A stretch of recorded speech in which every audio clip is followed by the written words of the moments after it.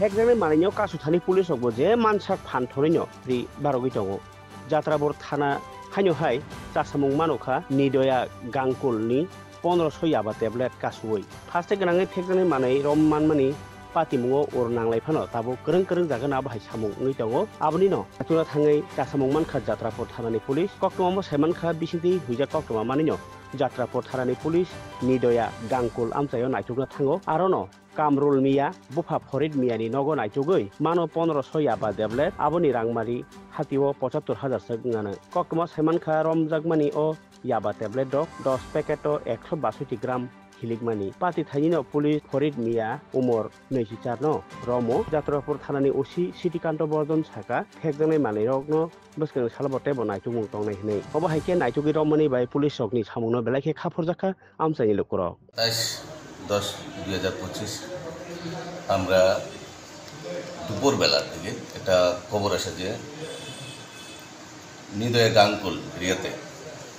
এখানে কামরুল জামাল বাড়িতে কিছু ইয়াবা ট্যাবলেট মজুদ আছে এবং এগুলা তারা বাংলাদেশে পার করবে এমন একটা খবর আসে। সাথে সাথে এই খবরের ভিত্তিতে আমাদের থানার প্রীতম দত্ত আরও অফিসার্স এএসআই তপন দেবনাথ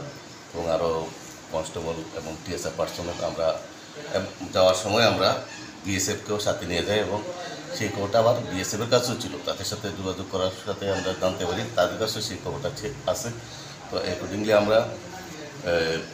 ঘটনাস্থলে যাই এবং